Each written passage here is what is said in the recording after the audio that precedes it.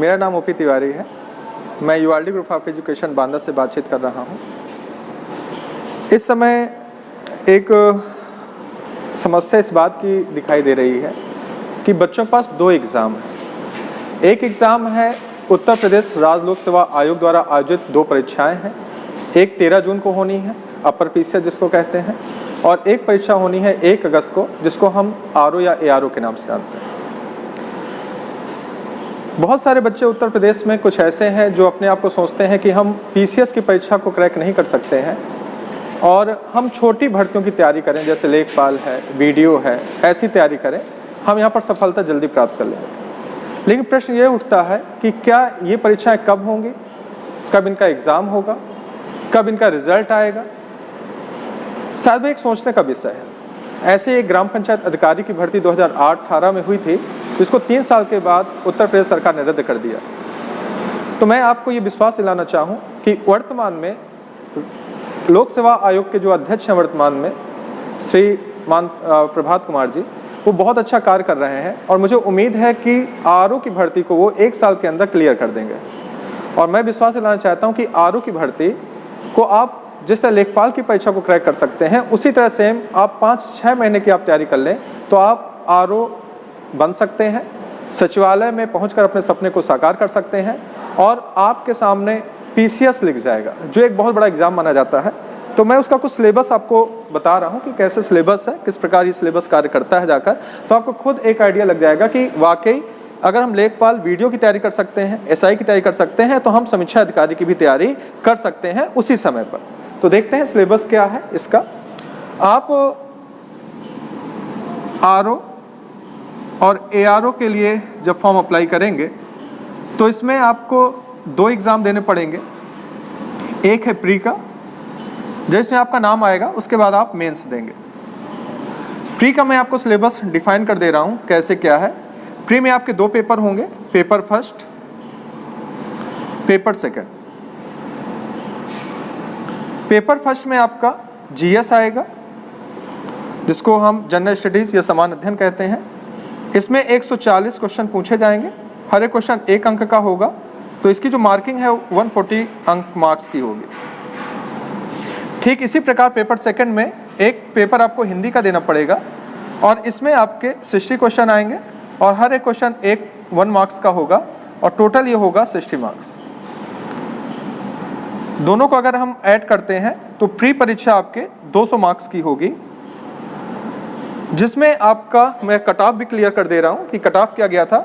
2017 की अगर हम बात करें, 2017 में इस कट ऑफ को अगर हम ले जा करके कि 2017 का कट ऑफ क्या था, तो आरओ परीक्षा के लिए ये जो कट ऑफ था वो 123 नंबर था, 123। और ये भी मैं आपको यहाँ बता दूं कि आरओ के लिए किसी भी योग्यता की आवश्यकता नहीं है। आप साधारण 21 साल के अगर हैं आप और ग्रेजुएट हैं तो आप आरओ के लिए एलिजिबल हैं।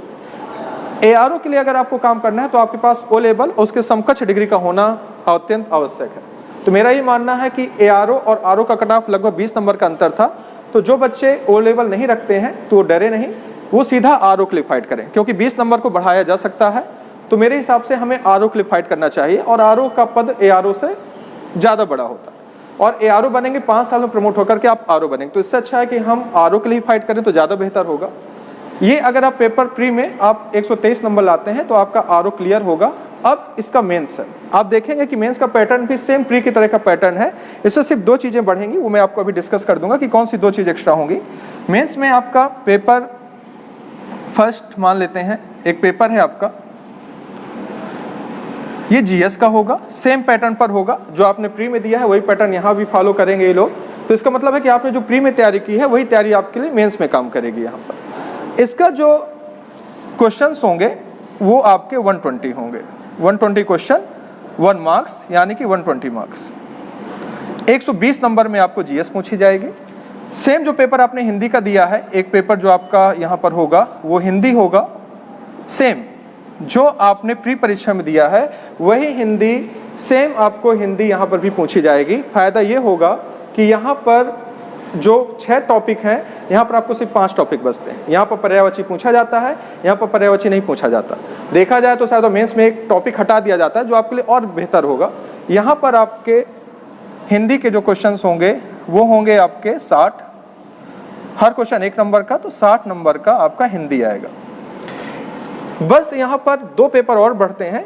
पेपर 3rd हम उसको कह सकते हैं, जिसको हम एसे राइटिंग कहते हैं, एसे राइटिंग। और मेरा ये मानना है कि शायद बार हर एक विद्यार्थी के अंदर एक गुण होता है कि अगर वो थोड़ा सा भी सोशल है, थोड़ा सा भी न्यूज़ पेपर पढ़ता है, समाज में बैठता है, उठता है, तो उसके अंदर कुछ विचार होते हैं, उन विचारों को बस कॉपी पे लिखना होता है। उस पर अगर थोड़ा सा 1-2 महीने वर्क कर लिया जाए तो ऐसे राइटिंग करना बहुत आसान चीज़ होती है, बिल्कुल आसानी से किया जा सकता है ऐसे को। और ऐसे भी आपके 120 नंबर का आता है, जिसमें से 3 ऐसे करने होते हैं और हर एक ऐसे 40 नंबर का होगा, तो 3 ऐसे करने पर आप 120 नंबर प्राप्त कर लेंगे। और आसानी से 1.5-2 महीने की तैयारी में ऐसे सीखा जा सकता है, बहुत कठिन काम नहीं है ऐसे सीखना। इसके बाद अगर हम बात करें पेपर 4 की, तो इसको हम ड्राफ्टिंग का पेपर कहते हैं, ड्राफ्टिंग कहते हैं इसको। ड्राफ्टिंग का मतलब होता है हिंदी ड्राफ्टिंग, यानी कि इंग्लिश में नहीं कुछ भी होगा, ड्राफ्टिंग आपकी हिंदी में कराई जाएगी, क्योंकि आप सचिवालय में हैं, आप समीक्षा अधिकारी के पद पर पहुंचना चाहते हैं, तो वहाँ पर ड्राफ्टिंग का काम बहुत ज़्यादा होता है। जैसे ड्राफ्टिंग में आपको एक गद्यांश आ जाएगा, उससे जुड़े हुए प्रश्न आ जाएंगे, जो आपने हाई स्कूल और इंटर में बहुत आसानी से किए होंगे कि एक पैरा आता है, उससे जुड़े हुए 3-4 प्रश्न आते हैं। तो इस प्रकार से एक जो आपका मिलेगा, एक आपको कंप्रीहेंशन कह सकते हैं या गद्यांश हिंदी में कह सकते हैं, उससे आपको 3-4 प्रश्न छाटने पड़ते हैं। तो एक आसान चीज़ है जो आप हाई स्कूल इंटर में करके आए हुए हैं। इसके बाद यहाँ पर हिंदी मीनिंग को इंग्लिश में कन्वर्ट करना, इंग्लिश को हिंदी में कन्वर्ट करना, ये भी शायद आपने सीखा होगा इंटर तक, वो भी आता है इसमें। कुछ कंप्यूटर ज्ञान के छोटे मोटे प्रश्न आते हैं, वो भी किए जा सकते हैं जाकर के। इसके बाद यहाँ पर अगर देखा जाए तो कुछ बातें थोड़ा सा 1-2 नई आती हैं जाकर, जैसे कह दिया जाए टेबुलेशन फॉर्म में आता है। आपने कोई चीज़ लिखी, आपने एक रिपोर्ट लिखा, किसी को रिपोर्ट भेजना है, तो टेबुलेशन बनाना पड़ता है, और टेबुलेशन का सिर्फ फॉर्मेट बनाना पड़ता है, उसके अंदर लिखना कुछ नहीं पड़ता। इसमें भी मार्क्स अचीव किए जा सकते हैं।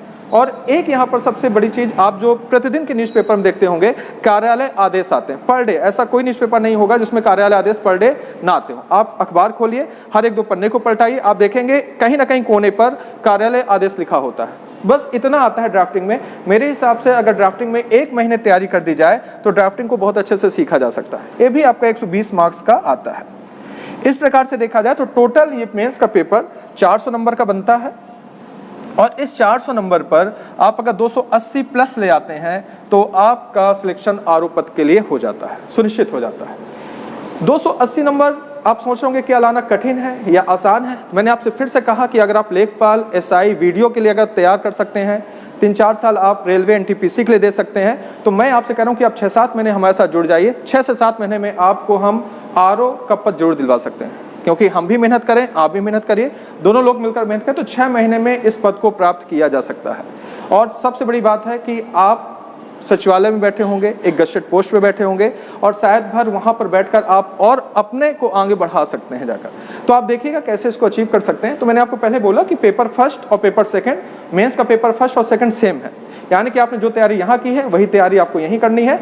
और यहाँ पर जो परीक्षा प्री की होनी है वो है 1 अगस्त को। इसके बाद जो मेंस का पेपर होना है वो होना है 18 दिसंबर को, 18 दिसंबर का मतलब है कि लगभग हमें 3 महीने का समय मिलेगा, जिसमें हमें सिर्फ एसे और ड्राफ्टिंग तैयार करनी है, जिसको आसानी से सीखा जा सकता है। विश्वास मानिए, आप मेरे YouTube चैनल पर कुछ मैं टॉपिक्स पढ़ाऊंगा जाकर, आप उससे जुड़ सकते हैं, और जो भी हमारा चैनल है उसको आप सब्सक्राइब करके पर डे जो भी अपडेट आए उसमें आप उससे जुड़िए, और हम 6 महीने के अंदर आरओ की आपको बहुत अच्छे से तैयारी करा देंगे, जिसको आप तैयार करके आप बड़े आसानी से आरओ का एग्ज़ाम क्रैक कर सकते हैं।